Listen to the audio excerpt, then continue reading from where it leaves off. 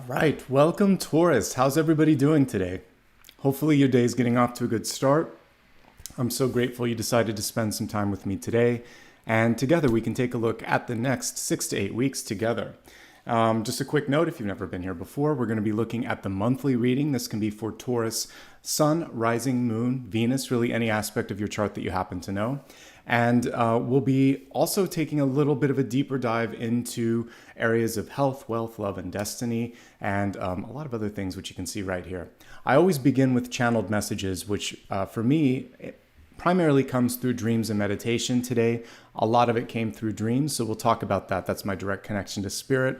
I'll give you the downloads there, and then we'll pull out the cards and we'll see what's coming through for you. A couple of quick notes before we get into the reading today. If you enjoy what you see here, remember at the end or anytime during this to please give me a thumbs up. Also hit the subscribe button and opt into bell notifications. My start times are still a little all over the place because I'm getting settled here, so it's good to have the bell notifications on to make sure that you don't miss something. I'll always either put a reminder or a recap on my social media, all my accounts here, and it's always Nicholas Ashbaugh, by the way. I've noticed as I've kind of looked at TikTok in particular, there's like 3 fake accounts right now, so always make sure it's my name. They always put numbers or spaces, and typically a good way to know me from other people is I'm not going to send a friend invite, I'm not going to offer a product or service, and I don't do private readings.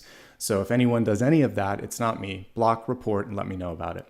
All right, if you'd like to show some support, you can connect optionally here in real time using SuperChats, SuperStickers, also memberships or super thanks. It's all optional, but it does help the channel, and I thank anybody who can do that, so much appreciated.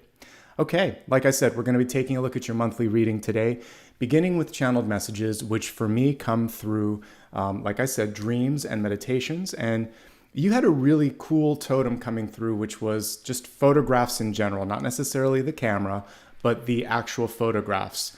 And it's an interesting thing to be coming through here right on the heels of it. Well, we're in the retrograde, but many of you will watch it next month. But whether you're in the retrograde or out after it, it basically brings this sort of retrospective energy where we look back, we think about things that worked and didn't work. We think about where we're at. It's kind of like comparing yourself to a yearbook or, a photo album. Not that we really do that anymore, but traditionally speaking, it's kind of a way to look back and think how far you've come. So I like it as a metaphor for today. Let's go ahead and pull up the presentation and we'll talk a little bit more about it. So as I said, photos are basically coming through to help teach and help direct us in this period. One of the main messages here is that lens of nostalgia, looking back, and sometimes through we want to say maybe the warped lens of nostalgia, we only remember the good, or sometimes we only remember the bad, and it's not the full picture. It's just one piece of it. So as you're looking at your present situation, remember, first of all, how hard it was to get where you're at. You've worked hard to get here. That in life, sometimes things seem like they're ideal, that they're perfect, but there's more to the picture, there's more to the story. Reframing your current situation is going to be key. Focus, instead of looking at like all of the things that never turned out or all the things that you're still working but you haven't achieved, look at what's possible, look at what you have done, and use that as a foundational element to think, I'm on track, I can do this, it's going to be okay. Because if we start to in our mind and in our heart think it can't, like I'm not tracking where I need to be, this isn't working, et cetera, we build up all this tension. So I like the idea of looking at the past. I like the idea of understanding how you got here, but focusing and comparing yourself to your goals, others' goals, or where people are, sometimes that it's a false picture, basically. And we'll talk a little bit later about negatives, but it's just sort of like things are flipped inside out. I put the 6 of Cups here. During this period of time, you may be thinking of, it's kind of like the New Year's Eve song that we all sing, Auld Lang Syne. Thinking of friends or family or situations that have been in the past. Maybe you want to reconnect. Maybe there's a part of this that's kind of rekindling a part of you that you forgot, something that's a passion, and that part is good. So nostalgia is a great teacher, but sometimes it can be an anchor. Sometimes it can be a thorn, and we want to make sure that it's not taking up too much of our time and energy. So let's move on to the next message coming through with photos. perfection and perfectionism, it's sort of like an overrated energy. When you think of photos, especially nowadays, since we don't necessarily print them out anymore, we take a picture with our phone, oftentimes retouch it and then upload it. The retouching piece is the part that kind of like messes with everything. So what you see in magazines and on social media, it's been, there's filters, there's lighting, there's all this other stuff that basically makes it its best possible reality. But unless you're walking around all day with a light in front of you and putting a filter in front of your body, you're not going to look like that, right? So we have to have more realistic expectations. A photo no longer represents reality. It is a surreal, it is a heightened version of life. It's also one moment in time. So maybe everything's perfect in that one moment. But as someone who used to work as a creative director, art director, it takes so much energy to put together a photo shoot. And you never see all the drama that happens when the camera's not clicking. There's hair, there's makeup, there's wardrobe, there's lighting, and you're trying to get the weather and everything perfect. But in real life, it's not like that, folks. You're gonna have maybe one or two of those photo finish moments, and then the rest of it is in the in-between. It's the work, it's the sweat, it's the ugly part that actually is important. So we don't come to this planet solely to achieve perfection. Once we do that, it's nirvana and the whole thing is over. So what we're really trying to do right now is to understand, to learn, to expand, and also to contextualize any missteps. The soul learns just as much from a mistake as it does from an A+ gold star perfection moment. So if you can contextualize a misstep or a mistake and think, oh, well, I learned a lot from that. Therefore, it's not really a negative experience. It was one where I'm going to be stronger and smarter and better able to adjust. Well, then you're not really making a mistake. You just made a choice that didn't pan out the way that you wanted it. Let's not even use the word mistake. They're learnings. That was something that we used to call them in corporate speak, but it actually was a good word. That was one thing where I'm like, yeah, it is something that you learn from and that you can springboard from. Okay? So look at any misstep as something that you can learn and grow and also kind of strengthen yourself because of, not in spite of. Okay? And that's why I have the Eight of Pentacles here on the side. The Eight of Pentacles is really about knowledge expansion and learning. And when we come to this planet, we sometimes call in difficult experiences so that we can learn much more than we would otherwise. So sometimes that's pain or disappointment. Sometimes it's surprise. And the test of the soul, the test of your own ability is how you can thrive because of this and how you can basically be graceful under fire. Okay? So I'll continue to kind of talk about reframing the narrative today as we look at everything. And that might even be part of the overall title when we're done. We'll let the cards show up. But it's about looking at things from another angle.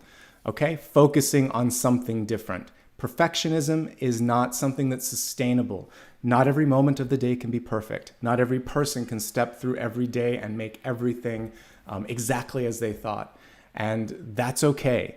It's one of the reasons I love lives, and they carry with them their own challenges. Internet can go out, there could be lightning behind me. We have rain today in LA. Sometimes my dog needs a walk, but it's real and I like it. And after a couple years of doing it, I missed it when I had to temporarily record it because it doesn't have the same energy for me. It's just fun to be real.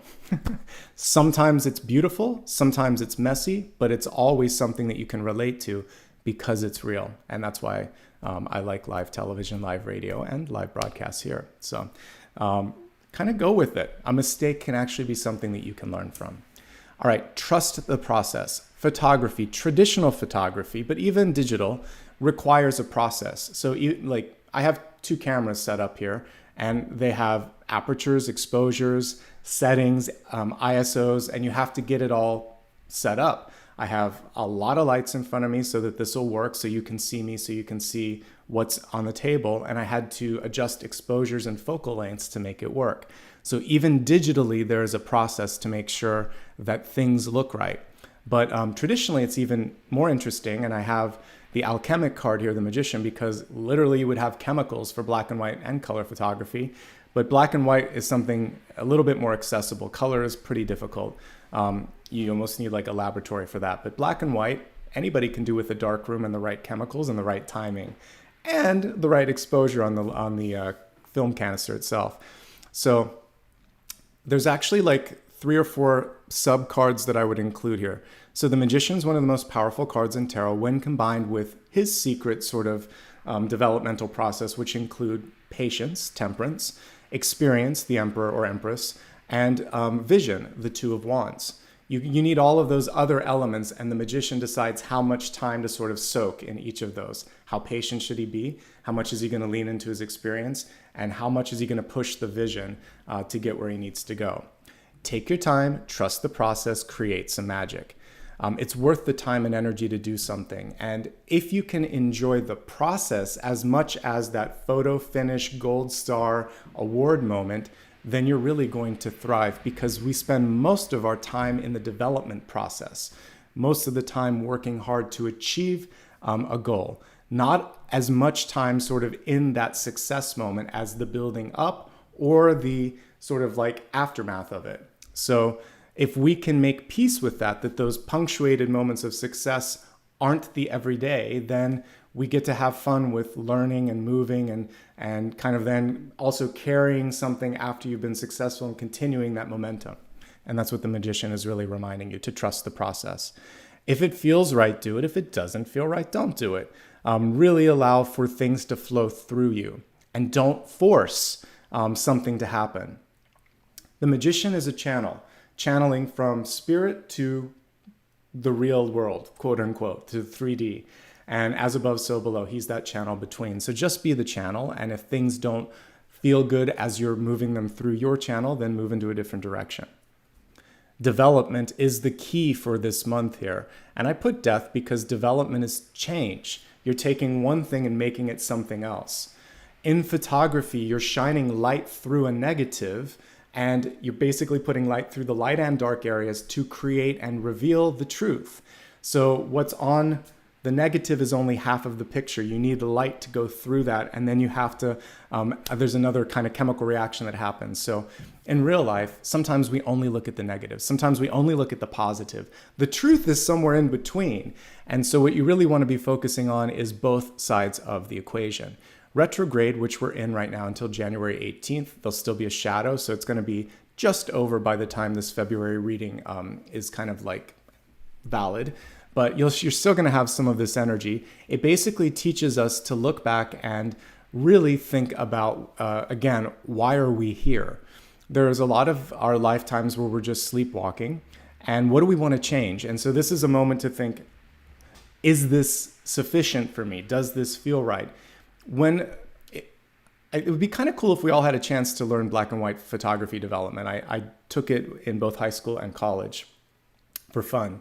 And it actually helped me with what I'm doing now, because you have to understand exposure, like I said, even with digital photography. But what's cool is you can do a lot with a negative and with light. And so, you basically can, there was dodging and burning that you could actually do with your hands. It was kind of crazy, but you could decide, like, you could manipulate the image. Sorry, as I hit the mic there, but you could manipulate the image just by putting light on a different area. So we can do the same thing with an experience. Like I said, really focusing on one area and trying to be as positive as we can and understand things. But if there's something negative, if there's something critical, if there's something that needs work, you also have to shine the light there too, to understand it. So to me, photography is a beautiful sort of symbol for light work and shadow work, which is part of what we all have to do as humans. We are light and dark. And once we understand how the two work together, we can be the best that we can possibly be. I like the last couple of bullets here. Try to be affirmative and positive about your potential, and remember that you are a work in progress. You're developing, you're changing. You're not going to stand still. You're not a photo.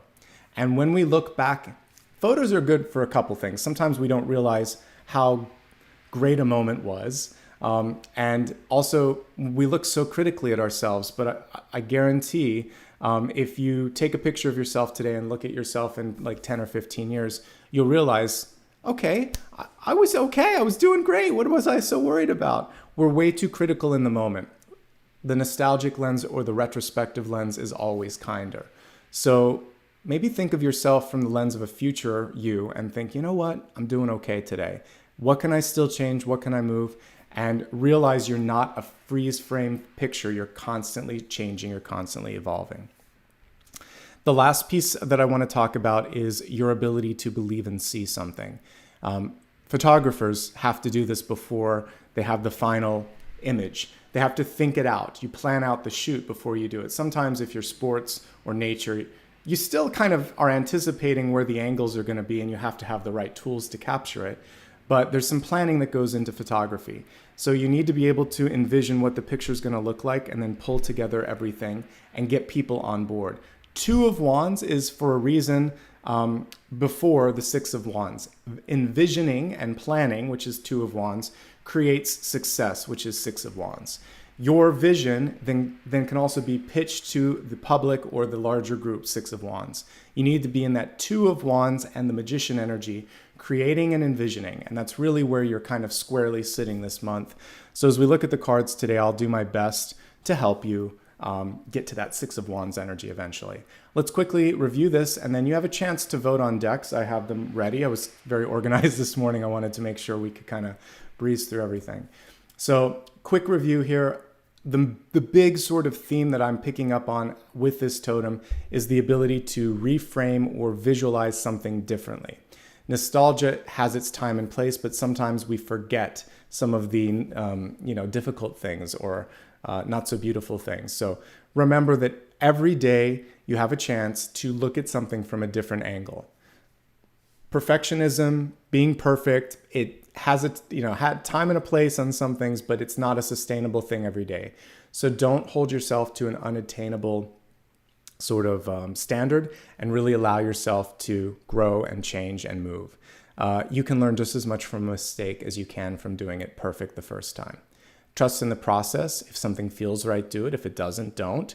And then remember that developing, learning, and moving, sometimes you can't do a shortcut. If you do, you end up taking more time in the long run.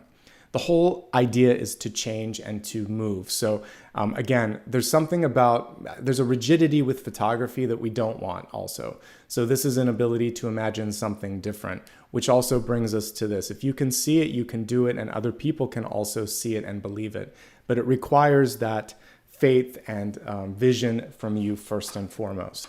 So there is a poll that is live right now if you happen to be watching the live broadcast. I'm going to pull up the cards real quick, and you guys will have a chance to vote on it, and then we will move forward.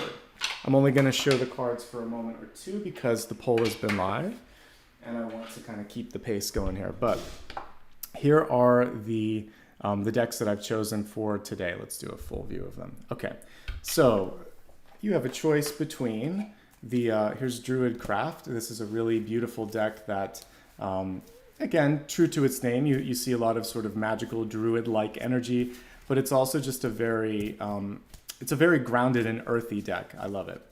The second one is Revelations, and this one is showing two sides to the equation. Every card has an upright and reversed visible. So for those of you that are like, why do you read reversals? We got both of them here. Every card shows both sides of the story. Raven's Prophecy, just a beautiful card with, of course, Raven energy, but also very unconventional images when it comes to all the major and minor arcana. Kind of zoomed in, kind of one subject things. And then we have a very abstract deck here, Field Tarot, which basically is giving you, the best way that I can put it is kind of ethereal, kind of abstract. You're still getting all of the main imagery that you would get with Rider-Waite-Smith, but there's a level of sort of like symbology and abstraction with that. So all of your choices here. Let's see which one you've chosen for me. And Raven's Prophecy, interesting, I wouldn't have guessed that, is the main winner. So let's take a look at that and go from there.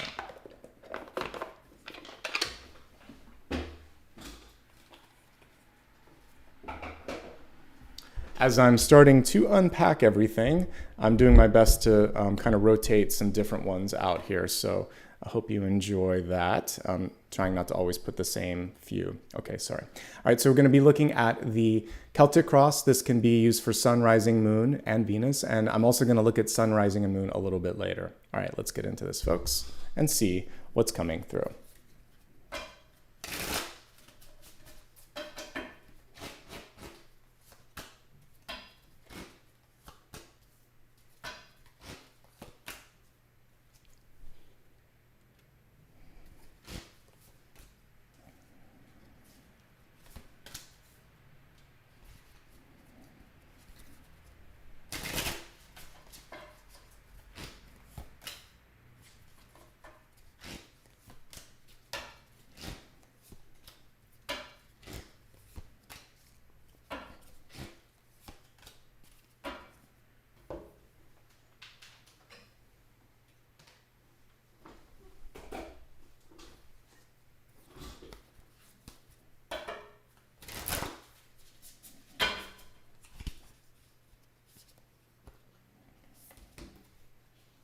Really? We're going to get a triple card. Okay.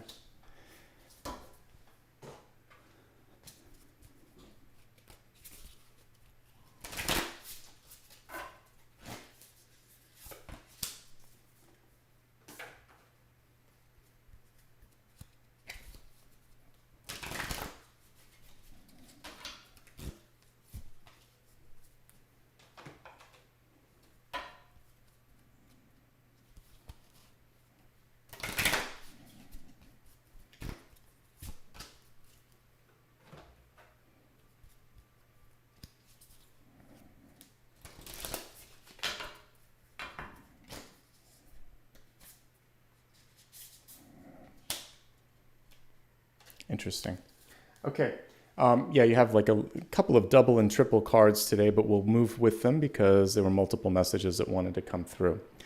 Let's begin with your catalyst cards. We're gonna we'll start from the top and then we'll kind of move through. So I'll just show you up front what they are. We have the womb, we have the one, and we have the warrior.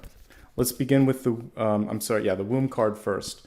The card was reversed, but it doesn't matter so much in the catalyst position. These are round cards, but let's go ahead and read it in this position. So for some of you, there could be something that you're holding on to too long. Think of this as like Empress energy reversed. And so there's something that really wants to be birthed or be released into the world at this point. And this is about saying, I'm willing and I'm ready to step forth to allow for this process to happen.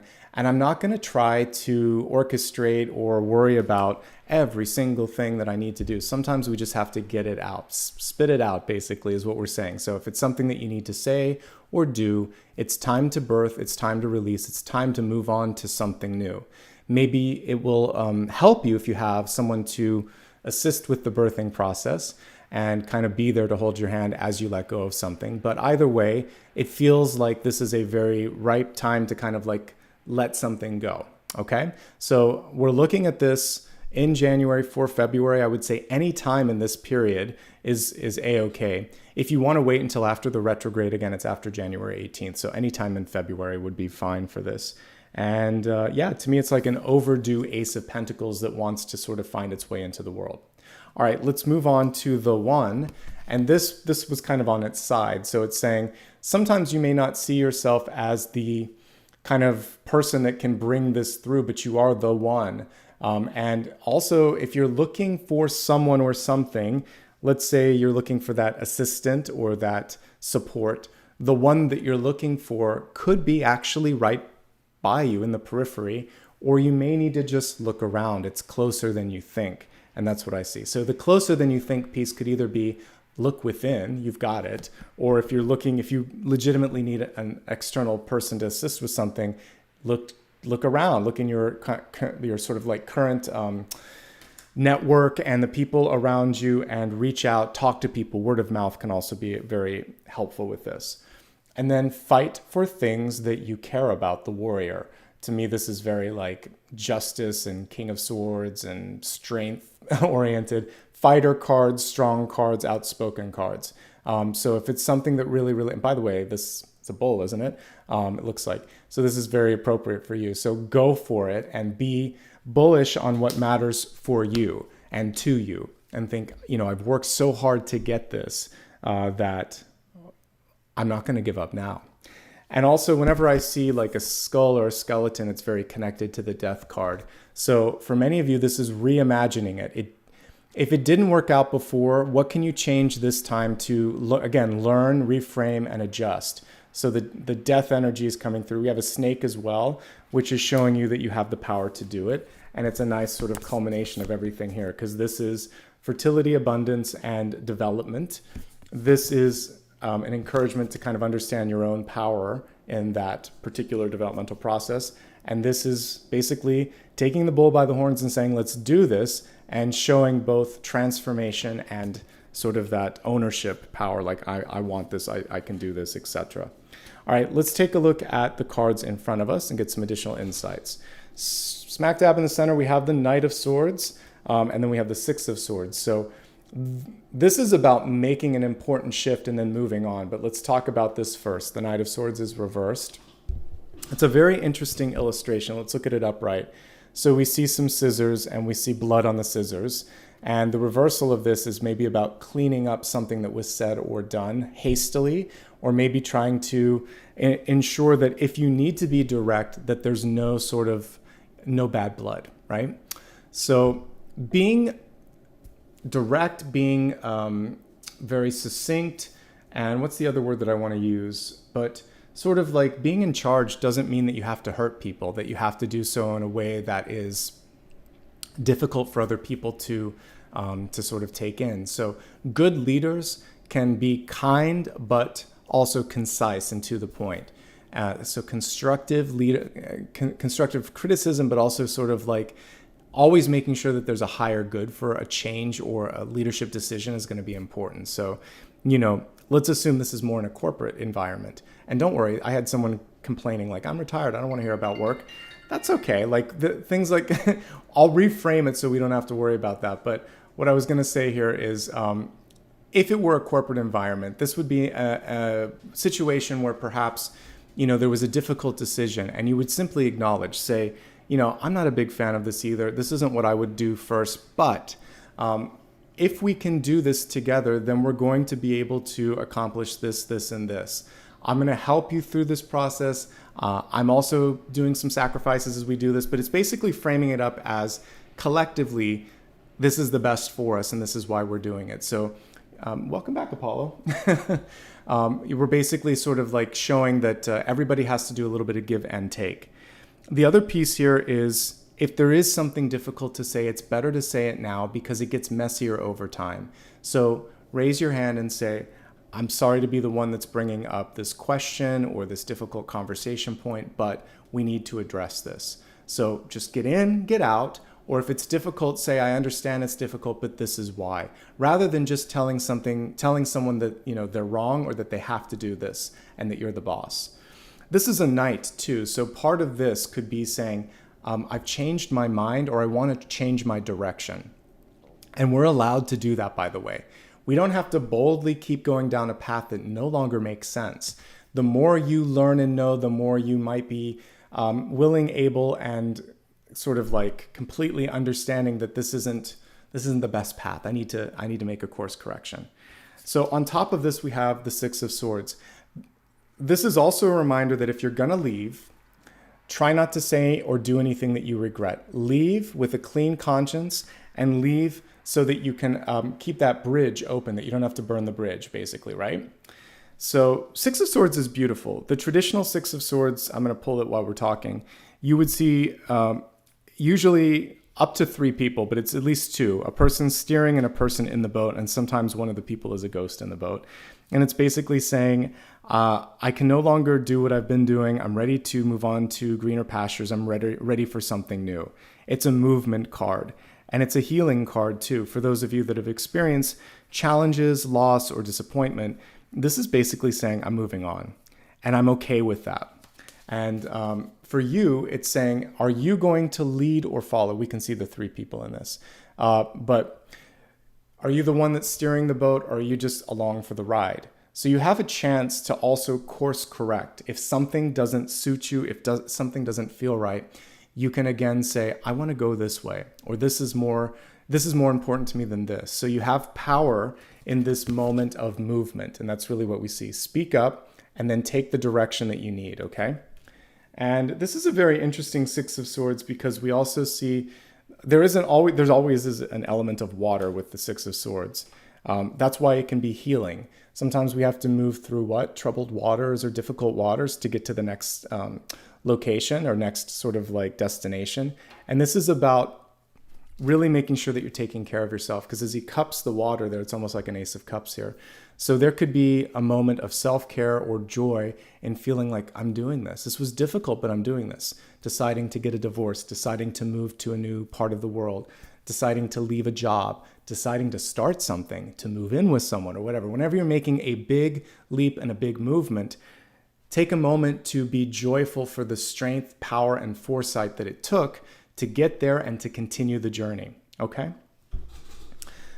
But suffice it to say, some of you are ready to move on. And it's important to just do so in the most dignified and graceful way. What's affecting you karmically from the deep past is Five of Pentacles, and the Five of Pentacles is self-confidence. Here we see a rose that's kind of losing its petals, and the interesting thing is it's sort of a cyclical energy. Because it's then going to become a seed pod, and then the next generation kind of comes through. It's reminding you that there may have been something that your parent or teacher or older brother or sister couldn't do, and they're seeing you do that, or you're mourning the loss that you couldn't do something as a kid, but it's all a cycle. So what we want to remind them and you is that you get a chance every day to continue that process and become the flower again. So it's almost like morning glory, which is a beautiful flower. The flower lasts one day, dies, but then the next day there's another flower that blooms. So I like that as a cyclical sort of energy. And when I'm looking at the petals dropping, that's what I'm kind of getting here, is each day is a reset. Five of Pentacles traditionally also harkens back to your childhood and the inner child.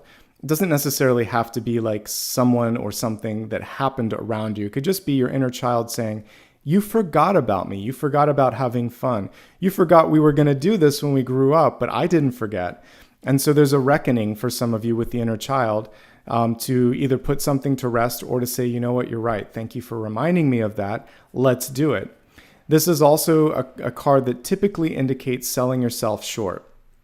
And it's because maybe you've just never experienced the surplus or the abundance that wants to come through. And you feel like, well, I'm used to this role of being on the outside or receiving a little less than. But this cycle's over, like the morning glory. It's over, and it's time to regroup and to reach a little bit higher and reach for a little bit more, okay? Now let's see what's coming through here in the recent past. So for many of you, as you're watching live, this may resonate. So we have the Hanged Man here, and the Hanged Man is in reverse. And this is basically the patience piece that I was talking about in development. So we often just want things to happen overnight, right? And this one is saying, don't rush something. Hang out just a little bit longer in this moment to, again, get the full picture and try not to repeat any historical energy. And the history here is selling yourself short or underestimating yourself, or believing that you're an outsider when in fact you're not. When you are now much more on the inside track, when people are ready to embrace you. And it just kind of boils down to you allowing yourself to be seen differently. Pardon my word while I get a little bit of water here as we're talking. The Hanged Man is also a way to look at the world differently. So when you think of the traditional illustration of someone hanging and looking at the world upside down, sometimes you have to look at a situation from a different angle to understand its value or purpose. So flip the script, so to speak, look at things differently, and don't rush through any moment. Really learn the lesson and fix everything before you move forward. In the crowning position, this is very appropriate for most of us here on the West Coast, and I think it's probably kind of moving its way across the US right now. In Europe, I'm not sure what your weather's like, but trying to protect something here. We have the rain coming down over the Seven of Wands. I love the candles here. The card is reversed, so it's saying there's only so much that I can do to protect, to shield, or to make things happen. I'm going to pull the traditional card here because it'll help us see the full story. But with the Seven of Wands, you can always work more effectively. You can work smarter. You can do a little bit less. You can push back. You can delegate. Sometimes it's difficult because there is this belief that if you don't do it, things are going to fall apart. Sometimes you have to let things get messy for people to see your value. So like, let's say you work a ridiculous amount of hours, you're exhausted, your health is suffering, so you take a week off. You come back and people are like, oh my God, it was so, like they miss you. Please don't ever do that again or whatever. You could say, well, I need some help, I need some more money, and I can't keep doing this. I need, I know I'm doing a lot, I'm doing too much. Sometimes you have to let things go for people to see how ridiculous it is for you to try to do everything or to delegate. And they're like, please, if you can do that again, whatever it costs, whatever it takes. So don't be afraid to push back, to say no, or to let something slide with proactive communication, saying, basically you're managing up a little bit. We can even see that. You can't stop the rain from falling, but you can kind of let people know, if we don't do this, this is what's going to happen. Or I know you want all of this done. Here's what I can physically do. Here's what I would advise that we push. And here's something that we should probably do to make sure that this thing doesn't fall apart. It's all about communication. So if you just help frame it up, prioritize, and say, I can do this, but we need help with this. In any situation, in a relationship, at work, and at school, or if you're involved in some extracurricular, it doesn't matter. Basically, there's a lot on your plate. It would be better if you took one thing off right now. And you can do that. You can decide how to delegate. And if you can't do it, you're just going to communicate that it's an unrealistic goal. You're doing your best, but if it falls short, you've been warned, basically. Okay? One last thing with this. Because the Seven of Wands was in the reverse state, you can really see it in this illustration. It's saying, don't get defensive. So if somebody kind of gets very in your face about something, what you can say is, you just take a deep breath and you can say, I can tell you're upset. It feels like you're not really hearing what I'm saying. This is what I said, and that I just want to clarify things. And if you believe that, let me understand how you got to that, because that's not where I'm coming from. Stay cool, stay calm, stay collected, stick to the facts, ask questions. Don't feel like you have to get defensive. If someone's just trying to push your buttons, focus on something else. It's not worth it. They're having a fun time with that. The sevens tend to work together. The Seven of Swords, the Seven of Wands, the Seven of Pentacles, Seven of Cups. I love seven. It's a spiritual number, but in tarot, it's a somewhat, there's a lot of friction with the sevens. There's room for growth and you're on the precipice of greatness, but you're also right on that line where it can go the other direction. So you always want to aim a little bit higher, and almost all of the, except swords, but most of the eights are pretty good. So yeah, keep aiming higher, and you're going to be all right in the long run. High Priestess coming through in the near future. I love this card. We can see that it's really connecting with what I put with the Two of Wands, which is, can you see it? Do you believe it? Because if you don't, I certainly am not going to. Or if you don't and I do, I'm going to wonder why you don't. And I'm going to have a harder time. This is actually what happens. You're going to reinforce why the Five of Pentacles was there. So it's doubting yourself, which then makes me doubt you. So work on releasing self-doubt. I say this a lot, but it bears repetition. Let the universe show you what the limit is. There may be no limit. Now that's a line from Mean Girls, the limit is zero. But sometimes in real life, the limit is zero. Let the universe decide. There is no limit. In your creativity, in your ability to love, in other people's capacity to embrace you. There actually are places where the limits don't exist if we don't put them out there. So just try to be as open as possible with your imagining, and also speaking and thinking as highly as possible when you're trying to create something new, okay? You can look at this as two different things. It could either be a looking glass, a mirror, or it could be a magnifying glass. And it really speaks to both energies of the High Priestess, right? Because she sees things like a magic mirror. She also amplifies what she sees and projects like a movie projector would. So she's all the different lenses and reflective things that you can think about. She's a camera, she's a mirror, she's a projector. So it's really important to know that it's the reverse of the normal statement. Believing is seeing. And seeing helps communicate that to other people. So you believe it, you see it, other people believe it, they see it, then you actually see it manifest in real life. But the believing comes before the seeing. That's faith, that's hope, that's the high priestess, that's magic, that's manifestation. If you're too practical, if you're too grounded, you're going to miss some things. And that's what this is saying. So I know that if anyone's watching me in general, they're not too practical. They have an open mind, but that's basically what this is saying. You're in a really good place to manifest and manifest more. And so you can push things in the right direction.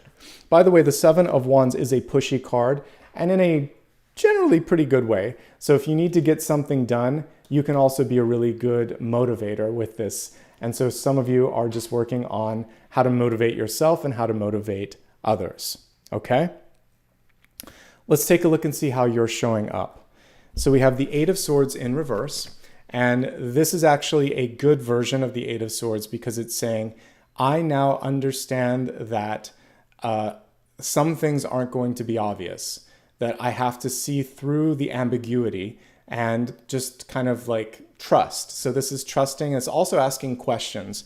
It's taking the blindfolds off, and it's also saying, this doesn't feel good. I might have talked myself or painted myself into this corner. So I'm going to break down the walls and I'm going to ask questions and I'm going to get into the uncomfortable energy and make the change necessary.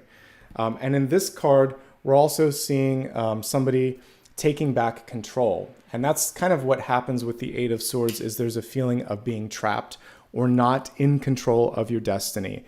And so you're basically reclaiming control and saying, you know what, I've got this.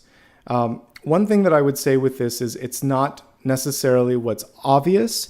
It might be what is just beneath the surface. It might be what people don't understand. So if you can see it, but others can't, that's okay. That might just mean that you're really intuitive. So this is perhaps some people not seeing you in that light. But if you can see it and you can do it, then it can be done, and they'll eventually have to reframe their vision of you. So that's what I see here is reinventing yourself a little bit and drawing outside of the lines, okay? Looking at what's going on around you, Three of Swords reversed. It's a healing moment. So with the Three of Swords in the upright position, this one actually kind of shows it in a different way. Normally we would see the swords through the heart. This one we can see a partnership that might be coming to a close. This could be friend, business, or love sort of partnerships. And we see the swords going through the two hands.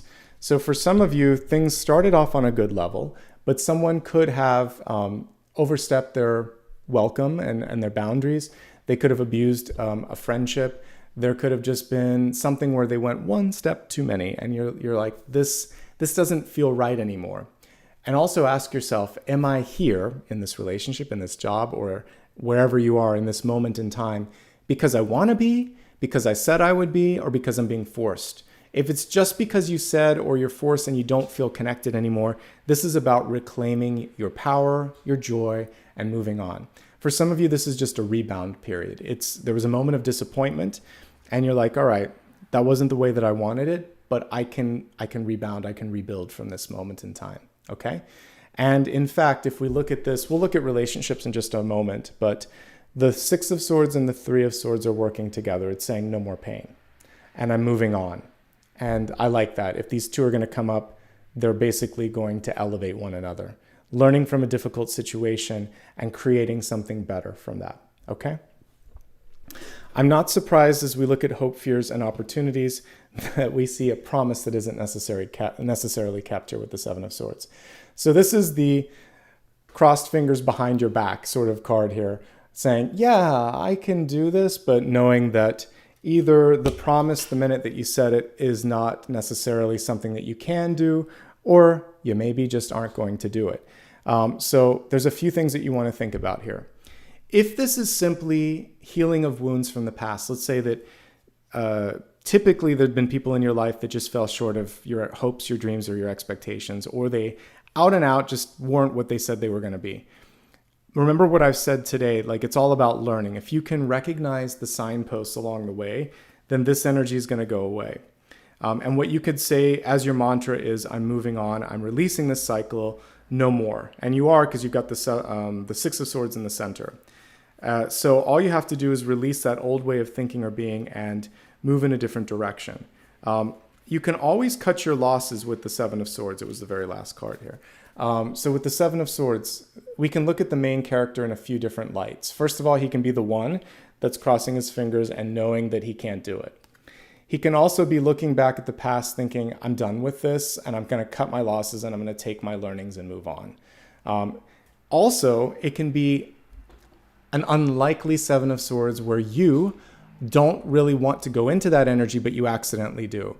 Because maybe someone that you really care about is pushing you to do something that you don't want to do. And you're like, all right, I'll do it.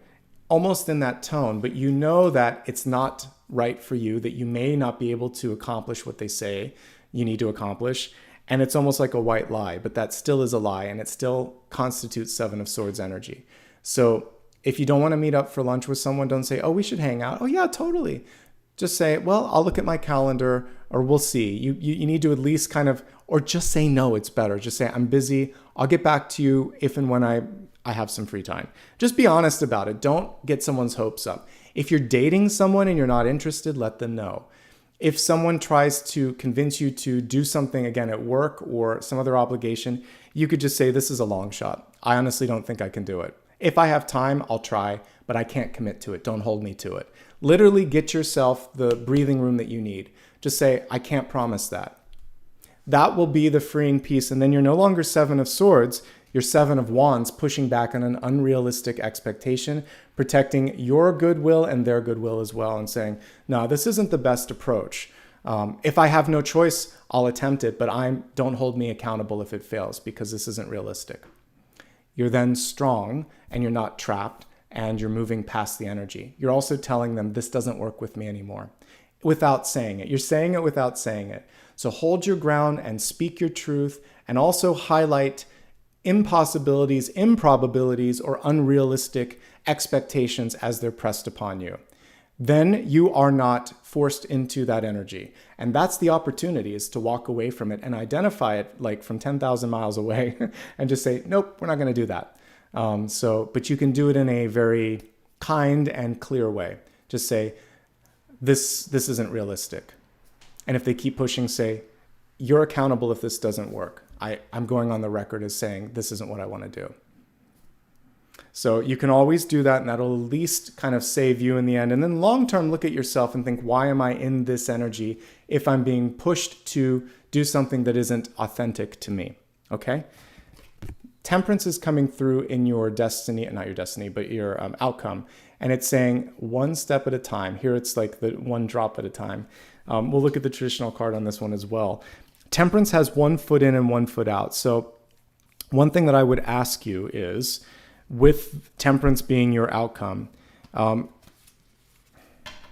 it's not just about patience. It's also about, is this you? Whatever it is that you're kind of looking down. Is this something that you want, or is it something that you've been asked to do? Temperance is tasting and trying to balance everything out, but it's not going to rush into anything. So don't let anybody push you into doing something that you're not ready for or that you don't want. There's another path right behind temperance. So temperance is deciding, am I going to take a deep dive, or am I going to go in that direction? And you get to decide which one's right for you. There's actually a choice in the temperance card. It's very interesting because this is also connected to spring in the Northern Hemisphere. I usually connect this to like April.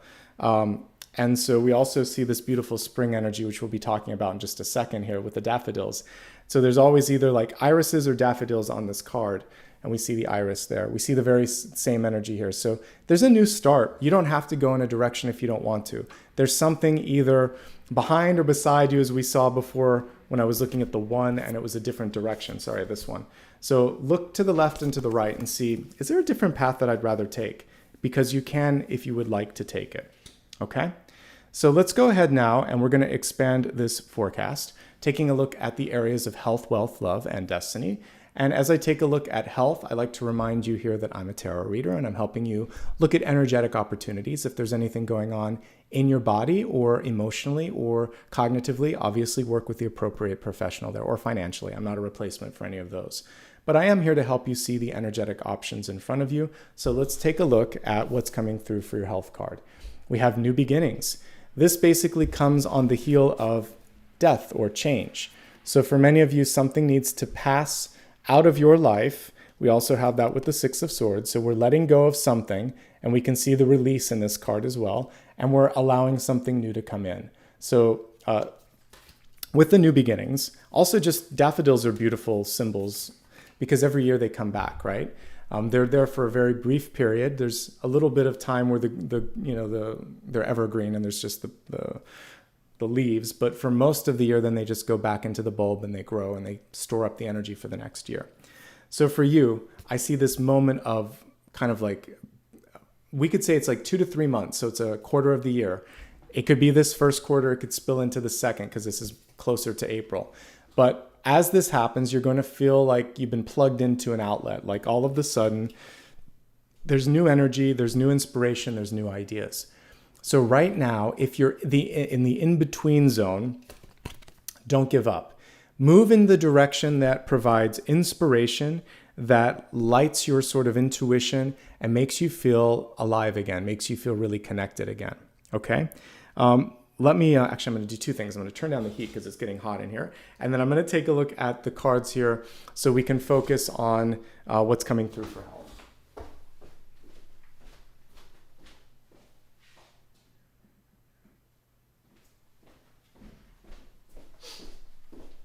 Okay, so as we're taking a look at health cards, one of the first things, again, that I see here is making a little bit of a change here. Speaking up, if something doesn't feel, sound, or look right, saying, I don't like this, or this doesn't make sense, or just simply saying no.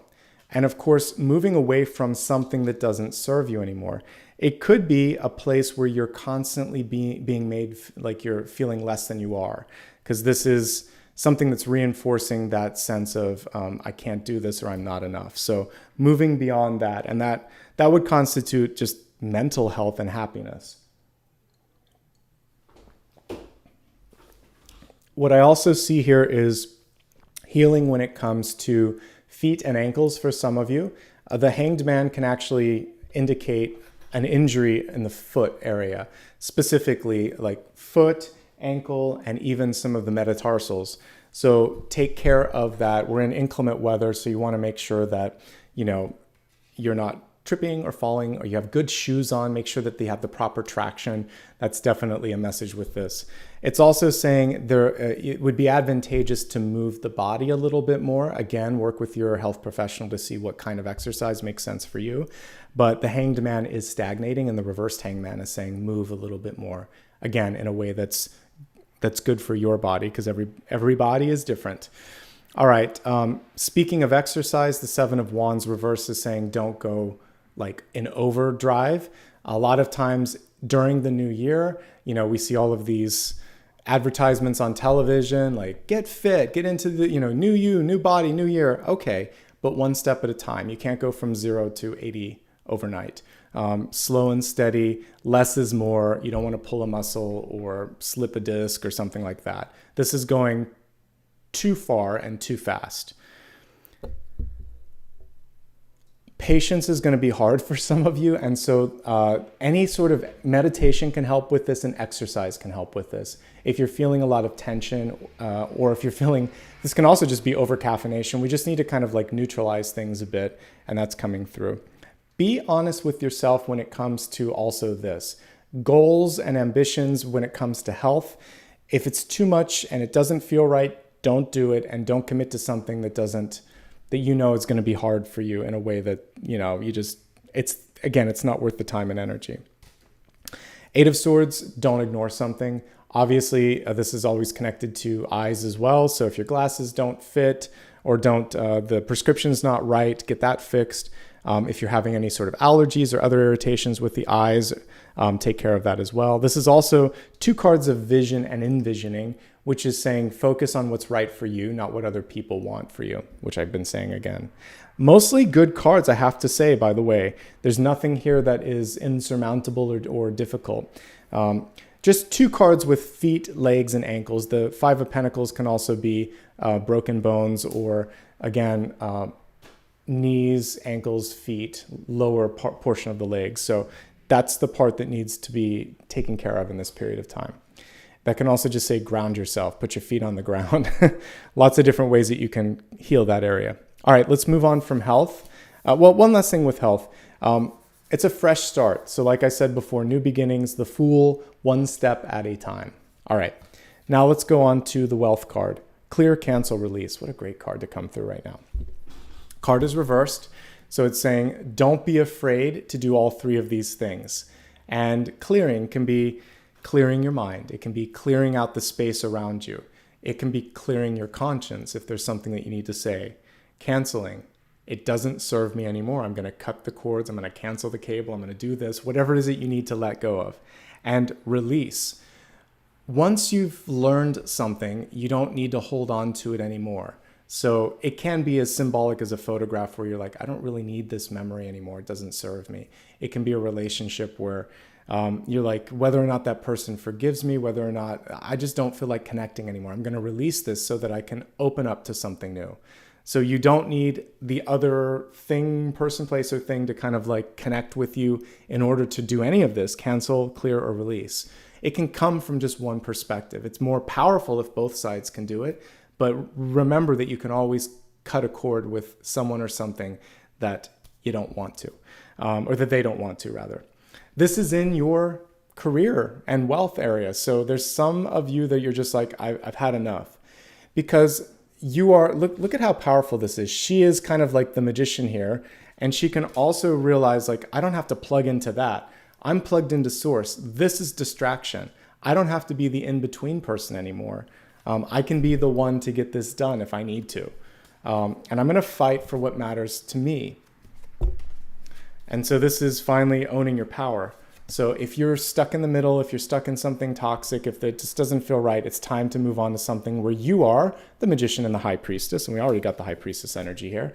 So if, again, just sort of speaking up here is going to be key.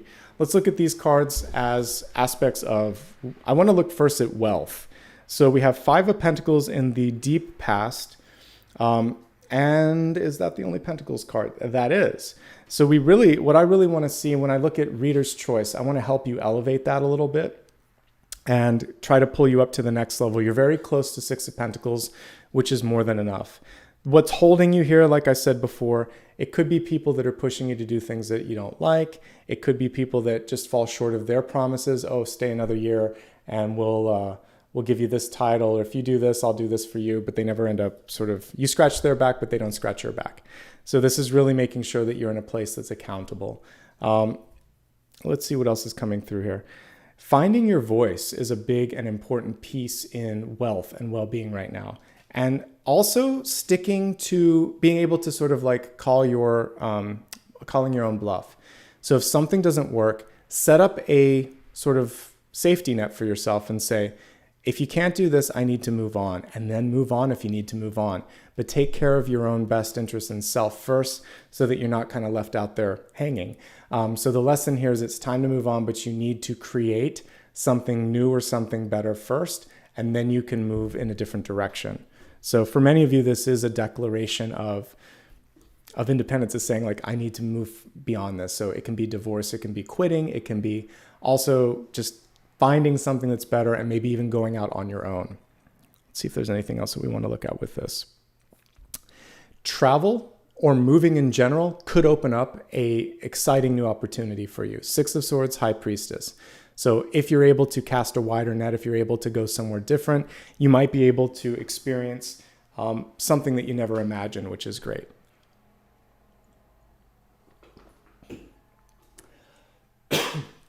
Some of you are exploring a path of healing, not just for yourself, but you're trying to better other people's lives or the world in general. So this could be a path where you are like a healer, a teacher, a psychologist, anything of that nature where you're basically lifting other people up.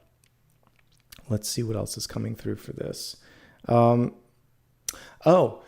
Don't underestimate your own power to make something happen. You are a lot stronger than you give yourself credit for. And the Seven of Wands shows me that you can basically power, that's like the, the steam engine basically behind this boat. It's going to be what powers this. So you could do this all on your own if you needed to or wanted to. So I definitely get a lot of free thinking, free will, and entrepreneurial energy that wants to come through. I feel like some of you are stuck and it's time to release, or to, what we see here, basically clear, cancel, and release. So it's time to move on if you're ready to move on. And you don't have to give an ultimatum. This is especially for those of you that are at a company. Just find something and let them know. Because what I get here with the Seven of Swords is if you're not getting the support you need now, what makes you think it's going to change? When you work with the energy of the Devil or the Seven of Swords, it tends to continue to be the Devil or the Seven of Swords, or the Moon. It's just not going to move beyond that. So I think it's time to move on for some of you, if you feel that. If not, I think the question here is, are you limiting your own sort of like next step or your own sort of ability to grow? Because we see a growth card here, and then I'm not seeing a lot of movement over here. So there is opportunity to move further if you're willing and ready to do that. And when I look at viewers and readers' choice, I'll take a look at how we can increase abundance and self-worth. Okay? All right. Let's move on to relationships. In relationships, we have light activation, and it says your internal guidance is coming through loud and clear. So I always like to look at this in three different areas. Those in love, looking for love, and single and happy. But before we do that, again, let's just look at this card here. So shine your light. This is basically star energy. So when the star comes through, we don't have to edit ourselves anymore. We can just be authentic. We can be ourselves. Your internal guidance is coming through loud and clear. We already got the High Priestess. So it's a combination of the two. I see it, I believe it, I own it. And so then that's when you kind of go from the High Priestess to the star. If someone in your life is trying to make you mute your light or change your trajectory or change yourself, this is sort of a wake-up call to see if that really is what you want. Probably isn't, but we'll take a look at this as we go into all of the cards here. So starting first with those of you in a loving relationship, or that are already partnered up. Let's see here. I typically see two different approaches when I look at existing relationships. I like to look at ones that are everything's okay, and then we definitely see challenge or distance coming through for some of you moving on. But let's look at it through the lens of everything's okay. Where are the challenges? Like you want to stick with it, but you just want to see how to navigate. So for those that are happy, but want to know what's going on in the relationship and how to improve it, here's what I see. The biggest challenge is distance. And it could be physical distance, like you're working in different cities or you're spending a lot of time at the office. It could be not intellectual, but sort of mental distance. Like you could be in the same room, but you're not sharing enough with each other. So this is about bridging that distance, letting them in, either figuratively or, again, getting closer to them. Long distance relationships could be tricky. What I see here, though, is even in a really good relationship, there's some stuff coming up from the past, creating some insecurities. It could cause one or both partners to say things that they don't mean, which then can sometimes cause both of you to retract a little bit. If we take that out of the equation, I see one of you is working really, really hard. One of you could also be not helping the way that they said they were going to help. So we see some miscommunications, we see some distance, and we see this sort of pushy energy. The good news here, though, is the High Priestess can come through and say, basically, I see what we need to work on. I think we both want this to be easier, and let's just be patient with one another. So in a very solid relationship, it's about acknowledging what you see, needing to also hear that you've been seen. It's seeing each other, it's being closer, it's speaking the truth, not pushing each other into doing anything you don't want to do, and just being patient with one another. If you can do that, things will be all right. The main thing, though, is one or both of you feels like, I need you to see me more. I need more validation. Okay?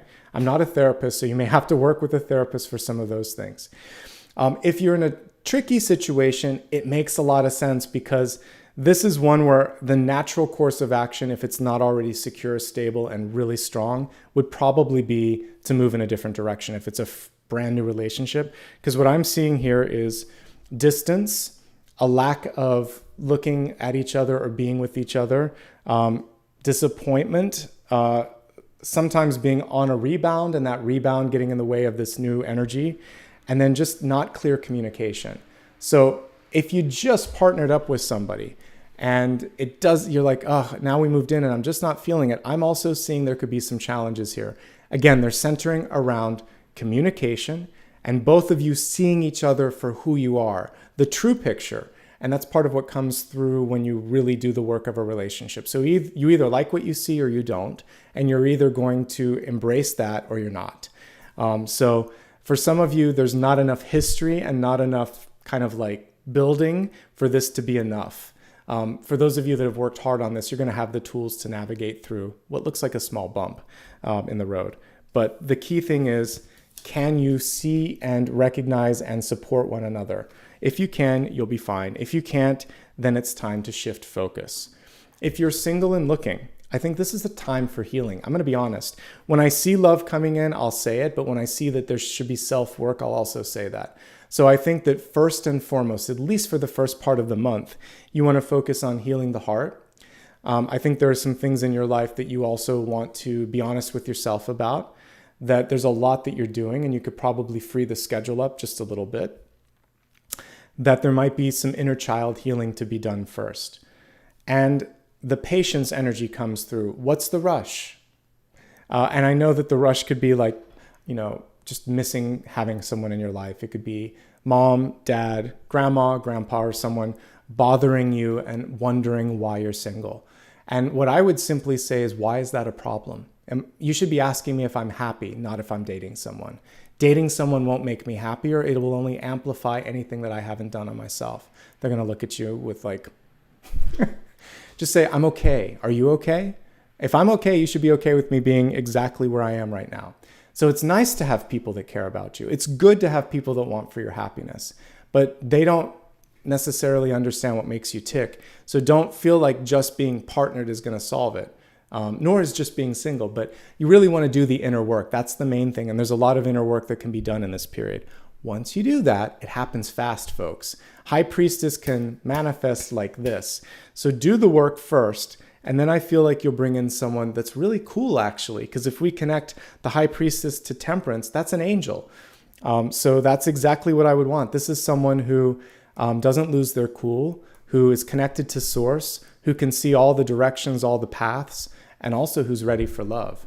There are 2 cups in this card, folks. It's a good card for love, actually. And this is someone who can give and take.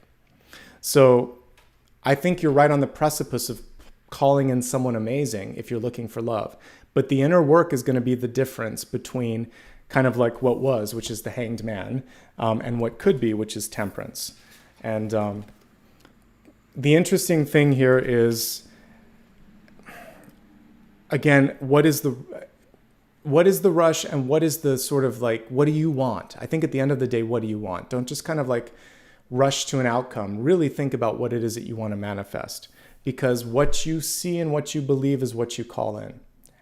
If you also see yourself not as alone, but available, that's a different context too. So you're not necessarily single or alone. It's not just you. You're available. You're discerning. You're ready. But you're not going to settle. That's a better way to frame up being single. Also, being single is being an ace. You're an Ace of Cups right now. You're ready to receive, but you're making sure that that other Ace of Cups is in the upright position. Okay? Just different ways to look at it. Because so often we're forced to look at something like, I don't know why it's seen as a negative to not be with somebody. Because that just, you're still with yourself and you're still learning things and you're still having a valuable existence on the planet. So be really cool with that. And then you're going to be pulling in a person that's really also cool, calm, and collected. I like the energy of the person that you're bringing in. It could be closer to spring in the Northern Hemisphere, like April. So just be patient. And you feel it or you don't feel it. Your guidance will tell you. Don't force it if it doesn't feel right. For those that are single and happy, for all the reasons I just mentioned, it's a good time to be single and happy. Here's what I see for single and happy. Travel is coming through right at the center. Writing, speaking, doing things. Like, this is a really good time for business. and a good time to take business and ideas and broadcast them and make them go on a much broader spectrum. People will like what you are saying and doing. Your biggest challenge could be, again, if you're focusing more on business, there's a lot of incoming interest, traffic, and people. Don't overcommit. Don't say you can do it if you don't want to do it or if you can't do it. And mostly there's a reminder here that there's a lot of healing cards coming through for you, Taurus. Five of Pentacles, Hanged Man, Eight of Swords, Three of Swords, and even Seven of Swords. It's all kind of like in the past and in the lower portion. All the higher cards are in the upper portion. So I see you trending in the right direction, but there is this sort of residual energy, and this is why the clear, cancel, and release card came through. There's definitely this old energy where it needs to be gone. You can kind of see the wind and the rain today. There's a clearing just like that. For some of you, it could be emotional clearing. Whenever I think of rain, it can be just to kind of get the emotions out. It could also be movement like the wind. I need to move into a different area. I need to focus on something different. So allow for that movement and that channeling to happen. Okay, let's now focus on destiny. You've got two cards in your destiny space, and we'll talk first about the one that's on the top here. So we have Thoth Light Codes, Light Initiation, Great Teacher Awakening, Divine Magic. What a beautiful card too. So with this one, you have a bunch of kind of like, even in this one, we had the light codes too, light activation. Notice how light's all over the place. And I talked about photography earlier being a combination of sort of like light and dark.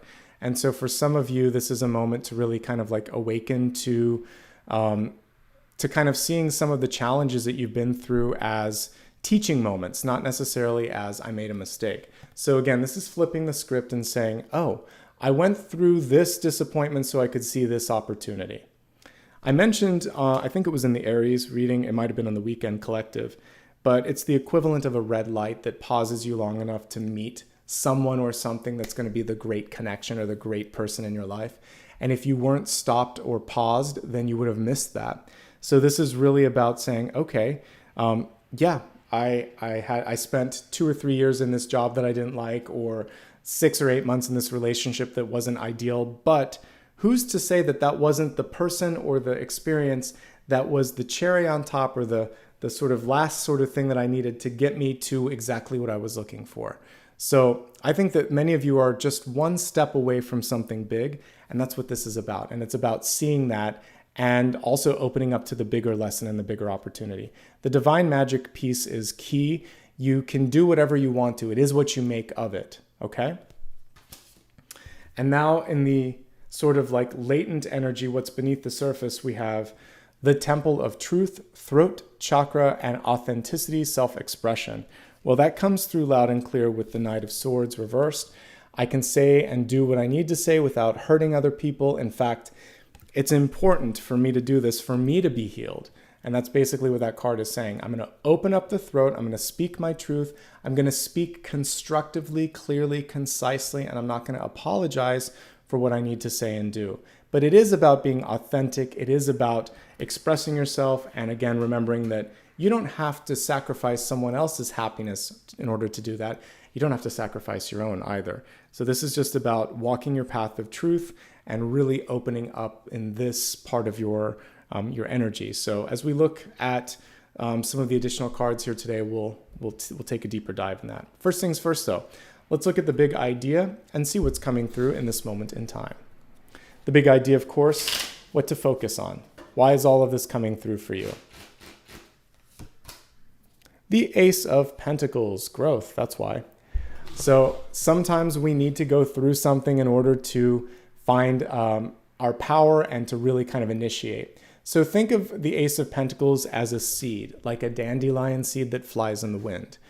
It has to go from its original location. It's carried sometimes on its own volition, sometimes through a bird, through the wind, whatever, and it's going to find a new space. Then something initiates growth, water. So in your life, there could be a series of events that have been happening. Again, it could be a relationship coming in or leaving. It could be something within that's awakening, because the Thoth card was all about that. It's about saying, oh, this is who I am. This is what I'm about. I'm awake. I'm aware now. And then it's a decision. Let's do something. So when are you going to activate? Is what I see here with the Ace of Coins. The roots. When are you going to say this is it? The commitment piece is key. And this, like I said earlier, I said this is almost like an Ace of Pentacles that needs to be birthed or planted or put out into the world. So there's something that you've been holding on to and you've been waiting for permission, a synchronicity, some sort of higher calling. So it feels like this is the period to really say, this is what I stand for. Let's do this. Okay? So it could be as easy as just using the throat as we talked about here and saying, this is it. I want this, or let's do this. But there's an ownership and there's an action that has to happen there. There has to be a verb. So where are you going to find the action in the course of February? How are you going to activate? That's what I'm really getting with this one. Okay. And the seeds that you plant now also are going to be what carries you through to that big moment where I saw in April things kind of awakening and opening for you. Let's move on to blessings and blocks, things that can speed up the sort of energy of growth or maybe pull you back a little bit. For the blessing, we have the Four of Swords, and for the block, we have the Two of Cups. So let's talk about both of these. For the blessing, it's another card of movement, folks. So the Four of Swords is gentle healing through time. And so typically on this card, you would see someone, usually it's a sepulcher or a coffin, they're putting something literally to rest. The pain of the Three Swords is above them. The future action, the Ace, is beneath them. And it's basically saying, all right, once this is healed, we actually have both of these right by each other. So these two cards came through in your reading, and they're going to help you activate in different ways. So at the center, you had the Six of Swords, which is saying, I'm ready to move on. This is what's going to get you there. It's going to be taking a break, because that's what the Four of Swords is. I'm going to rest. I'm going to let this go.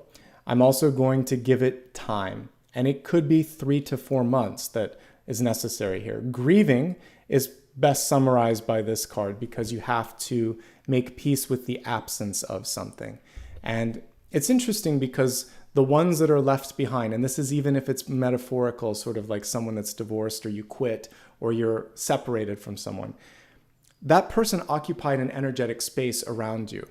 And there is a void initially that you have to learn to refill. And for each of us, depending on how much energy we were giving or that person was occupying, the grieving period takes time before we are like the Ace of Cups that fill back up. So give yourself time to fill back up. Make sure that you're resting ample amount of time and pay attention to dreams. They're powerful. Once you do that, then you go into the movement of the Six of Swords. Okay?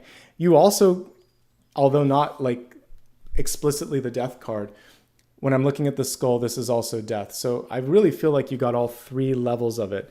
Death reveals the moment of change. The Four of Swords is the healing. The Six of Swords is the movement. They're all different movements of change, if you will. The death card can also represent the bookend. So it's the beginning and it's also like the butterfly coming out of the chrysalis. It can hit at either ends. Judgment can also be that other side of the chrysalis. So those are like the 4 death cards that I'm thinking of. There's a lot of ends and beginnings, but it feels like you just have to kind of assess where am I at in my process of change. But the blessing is letting go of something and allowing it to go and knowing that something new will come into your life. Eventually that hand will get with the other hand cup and say like, let's do this. The block, we talked about this earlier. Whether you're with someone or not with somebody, that doesn't basically create your value. There could be someone in your life who you love and care about, and the block is, oh my gosh, I didn't have to focus on things before, but now there's someone new in my life, and that's going to take up new space that you didn't know that you would have to make room for. So when you get a relationship, for those of you that are single and looking, sometimes it's frustrating because it's like, oh, I have to fit this into my life in the best possible way. This can also be a new life coming into your energy, like a birth of a child or a new pet or something of that nature where, because I mentioned here that something's overdue. So some of you may be adopting or birthing or bringing in some sort of new energy. And it's something you love, but it also can be something that is distracting because you have to figure out, how does this fit? So there's a rearrangement that's happening to make room for love, which in and of itself is a good thing. But the rearrangement or the reorganization or reframing, that's the challenge for you, and that's why it's coming through. You're not alone, by the way. Two of Cups is partnership, friendship, and advice. So ask for that advice if you need it, okay? Let's move on to the viewers and readers' choices. Let me grab my keyboard. I'm going to go ahead and look at, what did I say I was going to look at? I'm actually quite curious with all the change. Oh, I was going to look at the money. So I feel like that's important. That's something we can all look at. So I'm going to try to help you get more resources in your life. Okay. Let me throw out some options for you to vote on. What I just mentioned is I'd like to look at like moving on, because I feel like that's a common theme. So I'll let you look at the table while I'm doing this. So we're going to do moving on to something new. Okay. So it's kind of like rebirthing energy. Okay. So that's option number 1. Let's see what option 2 will be.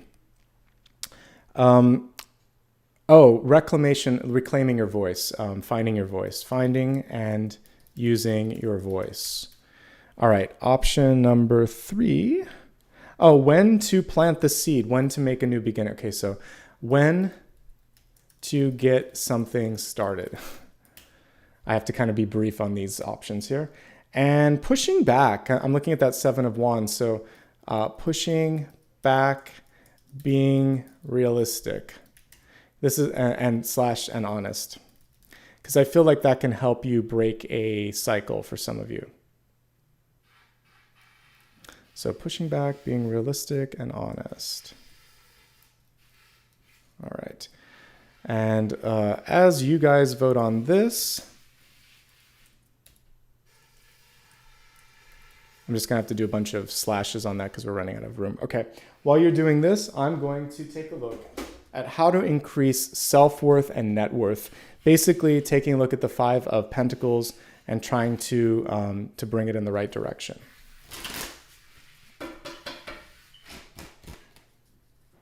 Okay, we have the Emperor card coming through for self-worth. For some of you, this can also indicate parental healing. So you may be working with divine masculine energy in your life, oftentimes father, grandfather, older brother, etc. And you might be sort of standing up to that or clearing out that energy if it's occupying too much space in your mind. But this is also just saying, I have to take the initiative. Who else is going to advocate for me if it's not me?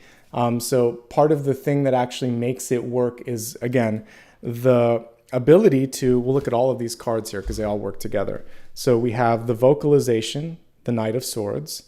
We have the High Priestess, seeing it, believing it. And we have the acknowledgement that this isn't enough. You said you were going to do more, and this is what I need. Full stop.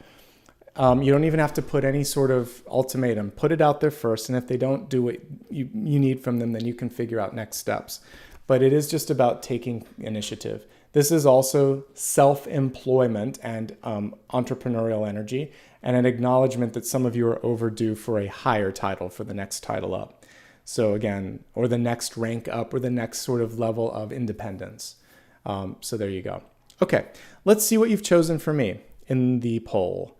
All right, so what do we have, folks? You've given me almost a tie. So we only have 31 votes, by the way, and there's over 200 people looking. So a couple more people click in, and now I'm going to hit end poll, and we'll see what comes through. Okay, so we have now a clear winner with moving on to something new, rebirthing energy. Okay, so this is going to help us with all 3 of those cards that I mentioned earlier, the Death card, the 4 of Swords, and the 6 of Swords. And also kind of like Ace of Pentacles, when to plant something new. All right, so what's going on? When are you ready to rebirth, to step into something different? 3 of Cups. I like this. 3 of Cups is showing me that it's something available to you, like word of mouth or friend of a friend or friend. So the 3 of Cups is basically, this is an interesting one. It's almost never illustrated this way. So the 3 of Cups can also be gossip or competition, and we're seeing a little bit of this here.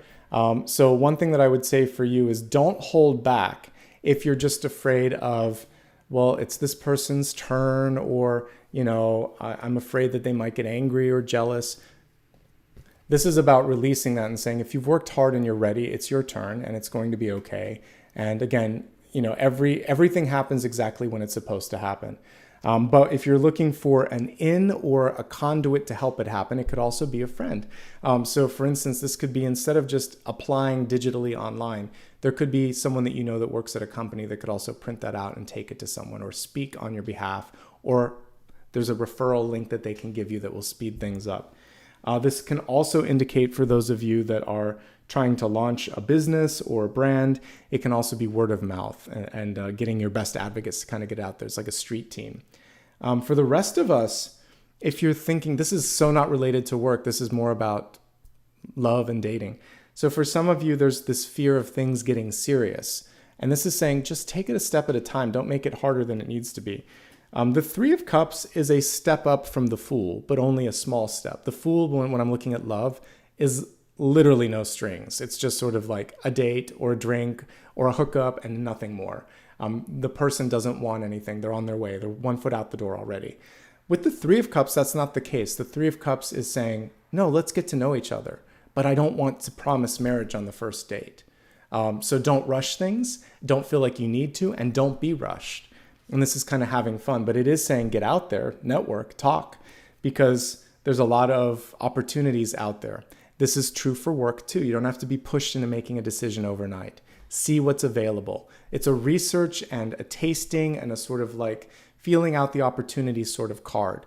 And you don't have to make a decision overnight, especially when it's reversed. Some of you are just sick of trying, or you're sick of the game. And this is saying, yeah, but you're very close to achieving what you want. So the timeline stays kind of like what I saw, which is around April. But the activation is now, and the messages don't rush or be rushed. And I think that's going to help you out. That's going to let you know, like, oh, it doesn't have to happen right this moment. I just have to get started and see what's out there, and maybe get 2 or 3 options in front of me so that I feel confident in what I want to do next. And I could talk to some close friends about this as well. I'm not going to also let people hold me back because they don't think it's my turn. It's either my turn or it's not. Their thoughts about that are their thoughts, and I'm not going to let it frame up my reality. That's all the messages that I got for that Three of Cups. Okay, let's take a look at the Sun, Rising, and Moon messages for Taurus. And as I said earlier, you can use it for many different aspects of your chart, but I always like to look at these 3 as a reader, and I also think it's really good for you to look at this because it gives you a full picture of what's available to you. All right, so let's go ahead and shuffle the cards and see what's coming through.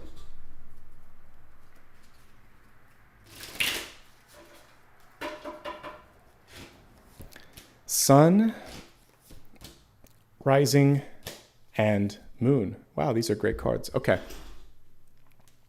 For Sun, Taurus Sun, here's what we've got. 4 of Cups in reverse. It's a blessing in disguise. And by the way, it's all love or cups today here as I'm looking at this. So what I love about this 4 of Cups, completely unusual illustration.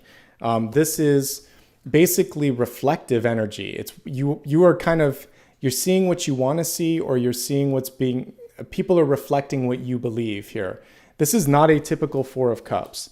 Typically with the 4 of Cups, you see the universe kind of holding a cup up in the air, and it's saying, are you ready? Do you see this? Or are you distracted? So the main thing that I would do in this moment in time is be open to receive a happy surprise. Imagine that things could be all of this or greater. And if something comes out of left field, don't put your projection out that you can't have it. The 2 cards tell us the full story. Some of you are saying, I can't have this, I can't be this, and therefore you're missing an ace. Some of you may see this, but you question sort of like its validity. I only believe it if it's in black and white. I have to have it in front of me.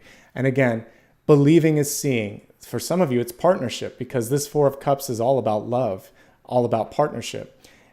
Because we see the 2 ravens here, and then we see the reflection here. And typically there's like a pre-echo of someone or something that comes into your life before it actually manifests. So don't disbelieve a dream or an intuition or a feeling. That's the pre-echo, that's the precognition, that's the clairvoyance. And the universe is trying to hint at it right now. As you're watching this reading, over the next few weeks, there should be some indications this way or this way. And you don't want to let your own projections get in the way of that, okay? That's what I'm getting here.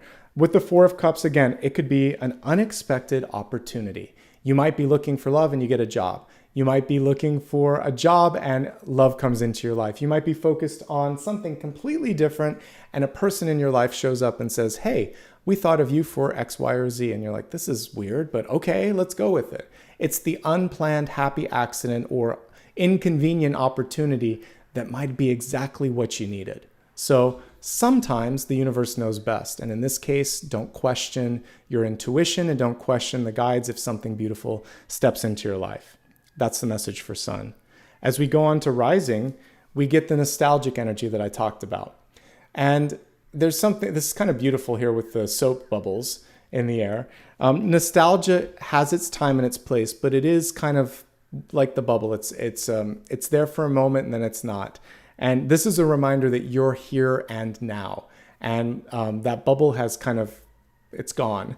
And you're really focusing on creating something new. But it comes through like a mirror or a crystal ball to remind you of what you once thought of or what you once were or maybe what you wanted. And then you can kind of reconnect with that. So that was the messages around nostalgia.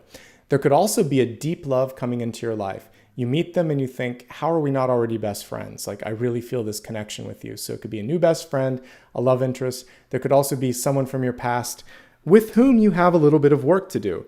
The clear, cancel, and release energy comes through first. And then once that happens, you either decide they're going to stay or they're going to go, because we got a lot of death and release. But in and of itself, if I just pulled the Six of Cups, I would say today's going to be a great day. It's a chance to be playful. It's a chance for love. It's a chance to connect with people that are kind of like part of your tribe. So that all is true as well. But there's a little bit of soul work and a little bit of retrospective work that has to be done too. All right. So in this period of time, though, you're also very, how do I put this? You're very good at attracting new opportunities in your life. So you're a little bit more cognizant of why something's coming in than Sun, and you shouldn't question it, nor should you think it's fragile. It's just a beginning. It's just an ace. Just work with it and say, I'll make this what I needed to make it. Okay, focusing now on Moon energy. It's clearly an attractive card here. We have the Lovers, and it looks like, it's kind of interesting that it's upside down, but it's upright. But it looks like we have like two different, like a stag, right? And can't tell, like a deer or something. But anyway, with this, the interlocking horns, interlocking ideas. For some of you, when we take this and put it into the realm of business, you might find the perfect person that understands who you are and you just fit. So whether it's a new partnership or a team, I see you fitting in nicely and complementing that sort of energy nicely. It's just a good fit. You're not forcing it. You're not forcing the timing or the connection. The Lover's card is good for negotiation. It's good for dating. It's good for social energies. And basically right now, don't underestimate your ability to do all of the aforementioned. The last and the most important thing here, and it's more of a question and a homework question sort of, is do you love where you're at? Do you love what you're doing? Do you love yourself? So self-acceptance, appreciation for what's around you, and really sort of like celebrating all of that is going to be key. But there's a common thread as we look at Sun, Rising, and Moon, and it's all about love and opportunities, if I had to sum it up. So the Sun is about opportunities and not pushing away an opportunity just because you don't see it. Rising is basically, it's almost like accounting, looking at the past, looking at the present and future, and deciding how to bring the dream through from the past, how to celebrate where you were and where you want to be. And it's also about partnership and having some fun and being playful. Six of Cups is a child card. This is also very playful. And it's also saying, I'm ready for partnership. I'm ready to share this road. I don't have to do all of this alone when it comes to work or personal growth or even love, because you've done the work internally and now you can open it up for someone else. Okay. But lots of love, lots of opportunity coming through for Taurus once the self-work is done. All right, we are now kind of at the final portion of this reading. Before I get into that, we're going to do a meditation, sound bath, and final card. Final card is going to be one last question. If I didn't answer something today, you'll have one last chance to meditate on it, and I'll let you know what I see. before we do that, if you're brand new, hit the like button, subscribe, and opt into notifications. If you've been a longtime supporter and you're watching it on replay, or you want to help me out when it's on replay, you can basically, what do? We had the camera today. So leave a little camera emoji and put what it is that you're trying to manifest in the month ahead, okay? And that'll be a great way for engagement and also focusing on your High Priestess and Two of Wands energy. Okay, if you'd like to follow me on social networks as well, it's always Nicholas Ashbaugh. Remember, no private readings, no DMs, and no friend invites. There's a lot of imposters, particularly on TikTok right now, so be mindful of that. But I will try to remind you of upcoming ones or recap existing ones, so it's a good way to kind of catch up. Thank you for anyone who has given back. I'll call you out by name at the end. All right, folks, let's get ready for the meditation. As I'm looking at all the cards in front of us, let's see what's calling most to us. Let's see here. I really love the High Priestess energy. I love the springtime energy here as well. But this one's kind of cool. The ability to sort of open up a path. So I want to do that. All right, let's focus on imagining that you're standing in front of this beautiful gateway, because I'm doing this reading in January, so this still kind of works here. So look at this beautiful path, this gateway of energy, and imagine that you are standing at a doorway and it's waiting to be opened. All that is required here is a belief, is a vision of what awaits you on the other side of the door. So close your eyes for a moment, take a nice deep breath, inhale. Bring your hands in your heart center, exhale, and release any of the tension that you might be holding in your neck, shoulder, or back. And think to yourself a few affirming thoughts here. Chief among them is, I am ready. I am strong, I am ready, and I am capable of bringing in the change that I desire. And imagine in your mind what you would like to see change in your life. Reach out, touch the door in front of you, and imagine that it opens. And in front of you, you can see that promise, that dream. And it is reinforcing what we talked about earlier, which is the belief in something creates the reality in the day-to-day life. So I believe it, I see it, and I'm ready to step into it. That's kind of like your mantra. And imagine that it's as beautiful as you'd like it to be. There's light streaming through that door. You can see this glimmering future in front of you, and you're stepping through it, and you're just kind of like basking in this future glory. So allow yourself to sit in that light of the future and to see it and believe it. And I'll play the singing bowl, and then we'll look at your final card.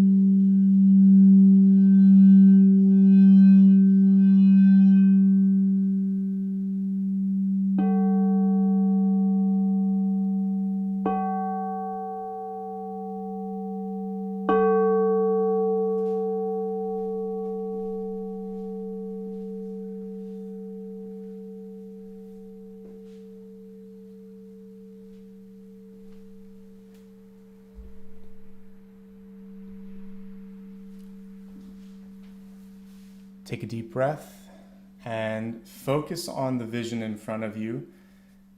Hold your hands out in front of your heart, cupping that energy, and bring the vision into the heart, imagining that just like that picture that we talked about in the totem, that you're able to capture this dream or vision and keep a copy of it right there.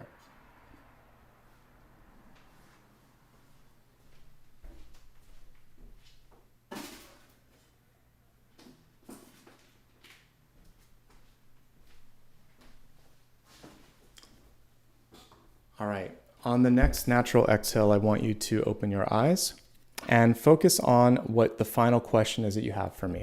It can be any aspect of your life. Don't type it out, just think it or speak it or write it down, and let's pull a card and see what the energy is surrounding that.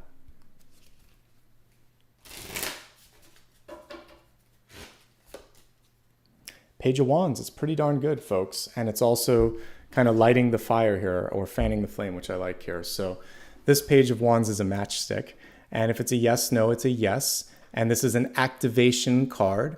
The interesting thing with this particular page is it's saying don't be afraid to cause a little bit of friction or movement or agitation, because when you think of how a matchstick works, there's sort of like the combustible piece at the end of the matchstick, and then you have to kind of like move it across the area that causes friction, and that combination of chemicals and movement, friction, creates the spark here. So you aren't just the matchstick, you're actually the person moving it. So it's saying move now and create a little bit of, it's gonna feel a little uneasy to create the necessary movement in your life, but it will be worth the payoff. And this is going to be a part of something bigger. The match is also the least exciting piece of something. So the match lights the candle, or the match lights the fire, and the fire then is much bigger than that. So what we're seeing right now is the beginnings of something new, the spark of hope, that first indication that you're in the right direction, but there's a bigger payoff in the future.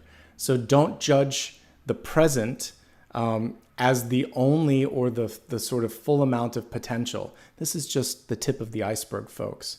Pages are also very much the conduit and the connector and the sort of, we could also see it as a spark plug or something like that. It's right in between, and you have this ability to create a larger connection. So you may be a person who can see, if this and this connect, it could be people, it could be a person to an opportunity, then this could happen. So it's very much kind of like producer or agent energy. You could also be creating something, but you know that you're just part of a bigger whole, but you're an integral piece to this. So I see the spark of something bigger, a bigger light, a bigger opportunity. And I want you to keep working on something because it can only go further than it is right now.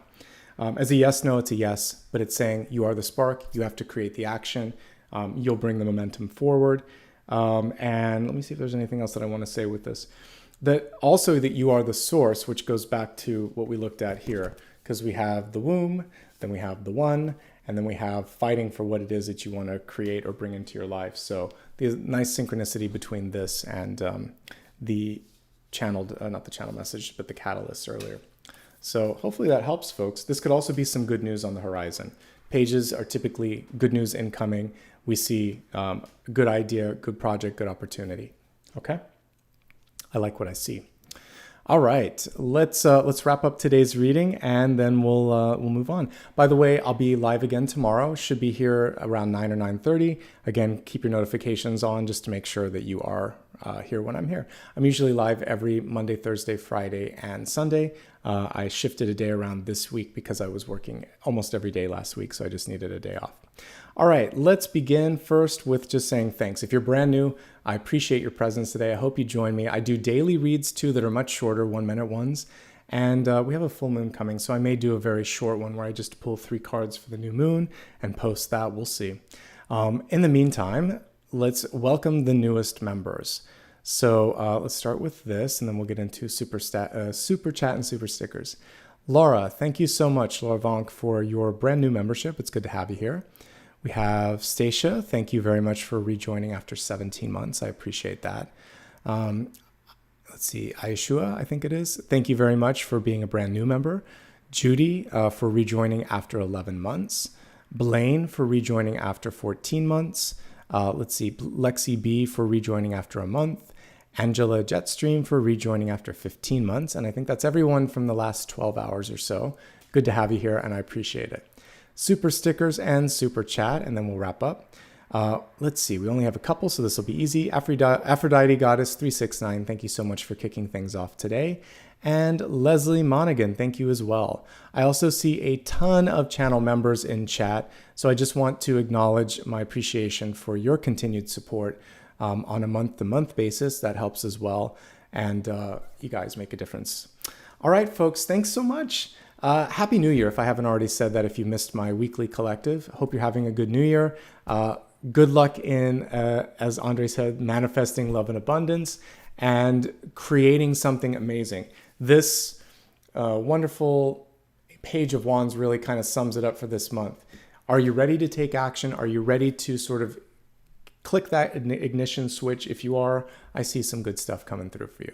All right, everybody, I'll see you tomorrow. And in the meantime, take care of yourself and be well. And I'm going to go find where Apollo is. I think he's ready for his walk. All right, bye, everyone. Thank you.